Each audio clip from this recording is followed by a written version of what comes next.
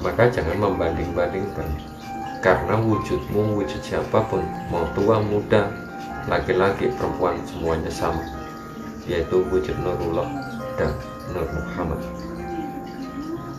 bukan Nur Syaitan.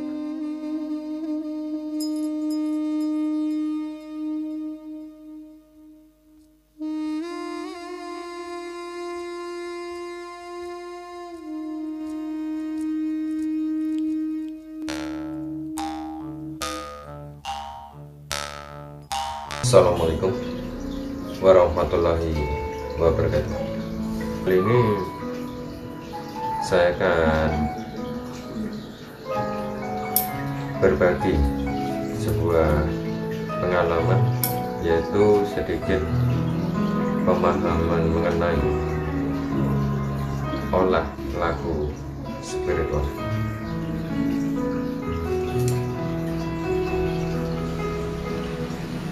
Di dalam melakoni sebuah spiritual, kita harus benar-benar menekuni apa yang dinamakan dengan kekhusyuan. Jadi kita harus fokus dengan satu titik atau satu tujuan, di mana tujuan tersebut yang akan kita fokuskan pada laku tirakat kita. Jadi setiap pemahaman spiritual, kita itu harus wajib memberi sebuah keyakinan. Jadi kita harus ada niat dahulu. Jadi tidak semua itu harus kita lakukan dengan cara langsung kita ambil dan kita tekuni. Karena di dalam pemahaman spiritual itu begitu banyak yang perlu kita ketahui, entah itu dari amalannya, entah itu dari lokasinya. Kita harus benar-benar menata dahulu. Jadi tempat itu harus kita taruh di mana dan kita buat apa. Jika kita sudah mengetahui akan letak sebuah pemahaman, maka kita akan tahu akan tujuan dari pemahaman tersebut. Jadi kita itu sebelum memahami akan kebatinan, kita harus memahami dahulu pemahamannya yang akan kita gunakan untuk apa pemahaman kita.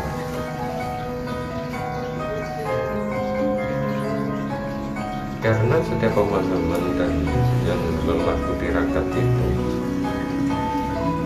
kita harus juga memiliki sebuah unsur, yaitu adalah unsur tata adab atau tata titi etika di dalam beradab. Karena apabila kita mempelajari setinggi-tingginya ilmu, akan tetapi kita tidak memiliki adab, maka ilmu tersebut tidak ada manfaatnya. Mau setinggi apapun ilmumu, tetapi dirimu tidak memiliki adab, maka ilmumu itu akan sia-sia. Begitupun saya pun lelah untuk memperdulikan orang-orang yang memiliki adab dibanding orang-orang yang berilmu tinggi. Karena iblis pun bisa jika hanya berilmu tinggi, tetapi yang dinamakan adab itu adalah budi luhur, pekerti, di mana kita harus bisa benar-benar menata akan kesejatian diri kita, pemahaman diri kita, untuk melakoni sebuah pemahaman akan ilmu kebatinan untuk menjadi lelaku spiritual.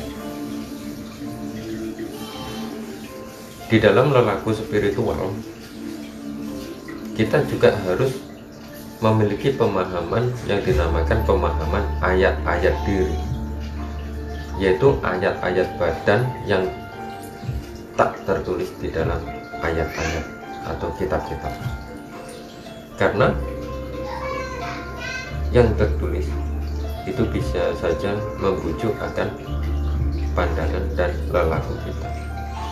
tetapi yang dinamakan dengan ayat-ayat badan kita itu adalah benar-benar tertata dari laku dharma atau perjalanan kita yang akan kita lakukan sehari-hari. Jadi kita harus benar-benar menata jembatan kita, langkah kita, tujuan kita. Kita harus benar-benar searah. Pikiran kita, ucapan kita, lelaku kita harus benar-benar tertata dan searah. Innama a'malu binniyat. Kita awali dahulu semuanya dengan niat.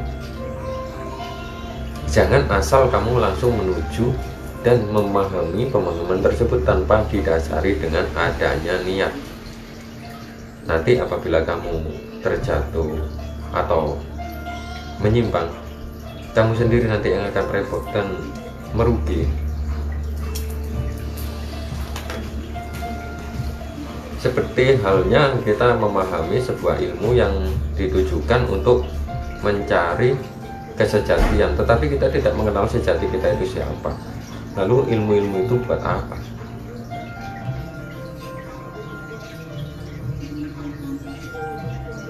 Ya, untuk kali ini saya akan memberi sedikit pemasukan di dalam tirakat lelaku untuk memahami sebuah kebatinan.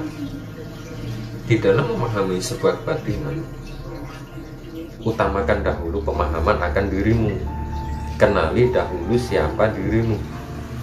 Jangan langsung melangkah dan mengambil amalan-amalan. Oh, amalan ini bagus, amalan itu bagus.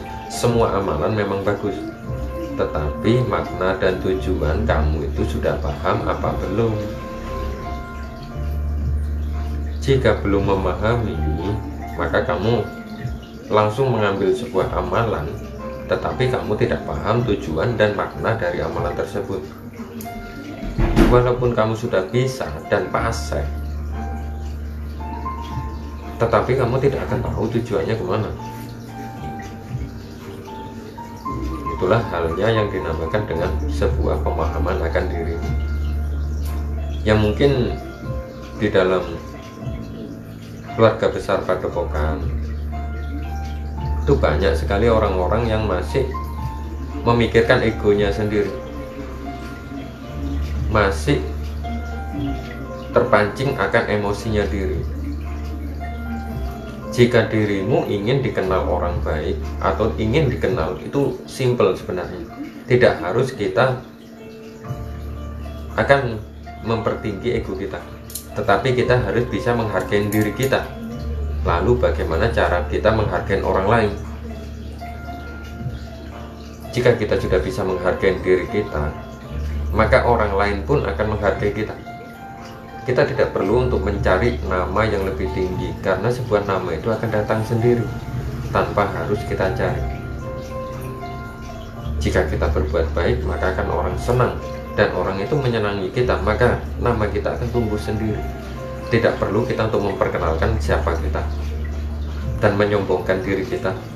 Kita tidak perlu, karena orang itu akan mengenal kita dari perbuatan, bukan dari ucapan atau yang kita bangga-banggakan dan kita tinggi-tinggikan. Belum tentu orang lain itu suka akan omongan, belum tentu orang lain itu suka akan perbuatan. Dari itu, berusahalah bagaimana caranya orang lain bisa melihat kamu, orang lain bisa menata dan menilai bagaimana dirimu. Seperti itulah yang dinamakan lelaku batin di dalam spiritual. Jadi kita itu harus benar-benar memahami diri kita dahulu. Jika orang lain sudah bisa paham, kita paham, silahkan lakukan apa yang kamu suka. Tidak perlu kamu berneko-neko atau mengambil hal yang lebih-lebih atau yang dibilang ilmu paling tinggi, karena setinggi-tingginya itu dikalahkan dengan adab. Mau ilmumu melebihi gunung, mau ilmumu melebihi banyaknya samudra. Tetapi jika kamu tidak memiliki adab, maka setinggi gunung pun akan runtuh, dan seluas samudra pun akan mengering. Karena apa? Karena adabmu sendiri yang tidak ada. Karena kamu masih memiliki sifat iri dengan sesamamu, masih memiliki rasa lebih tinggi, lebih rendah, membanding-bandingkan.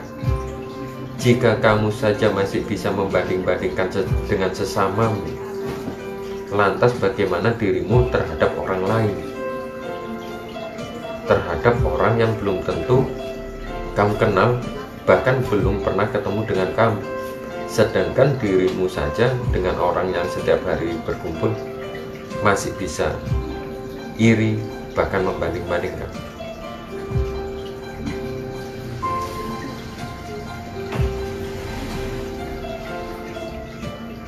Untuk itu, belajarlah untuk mengintrospeksi dirimu sendiri.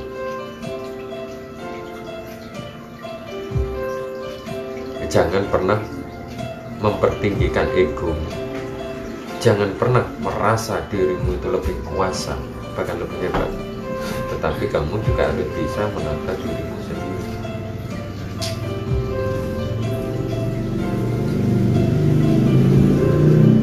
Di dalam ikatan persaudaraan, apalagi yang dinamakan dengan paguyuban, bahkan padepokan, terutama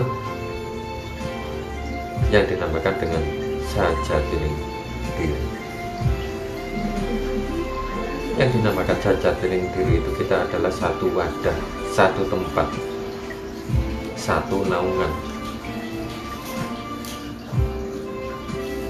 Dan disitulah kita semua bisa menjadi saudara, bukan cuma satu dua, satu inti, tetapi semua inti. Sebagaimana firman Allah yang sudah diturunkan,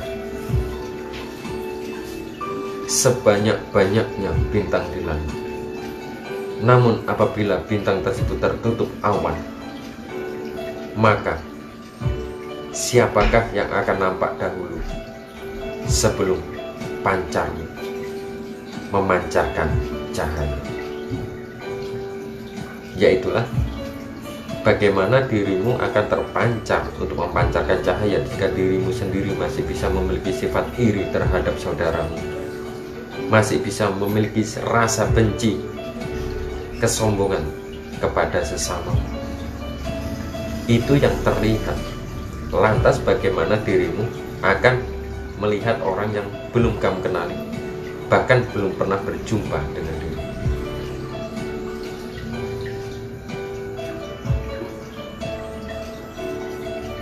Kamu mencintai orang, menyayangi orang dengan cara terlihat. Lantas bagaimana dirimu mencintai Tuhanmu yang belum tentu terlihat, bahkan belum nyata keadaannya?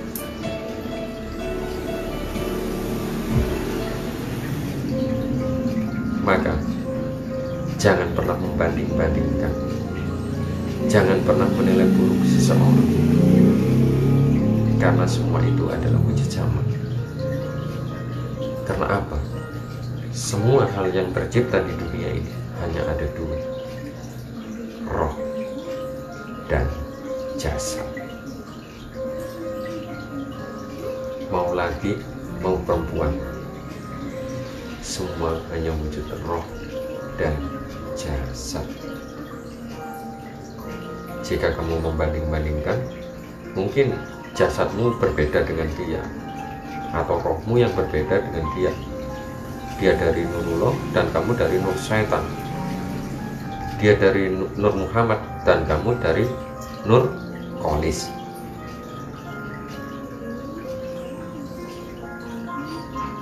Maka jangan membanding-bandingkan, karena wujudmu, wujud siapapun, mau tua, muda, laki-laki, perempuan, semuanya sama, yaitu wujud Nurullah dan Nur Muhammad,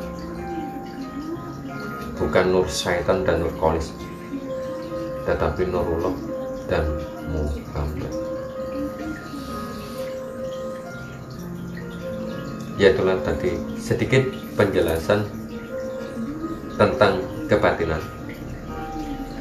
Semoga bermanfaat dan bisa menjadi sebuah wawasan kepada yang menyaksikan video ini. Apabila ada kekurangan atau salah kata dari saya mohon maaf sebelumnya. Wabillahi taufik wal hidayah. Wassalamualaikum warahmatullahi wabarakatuh.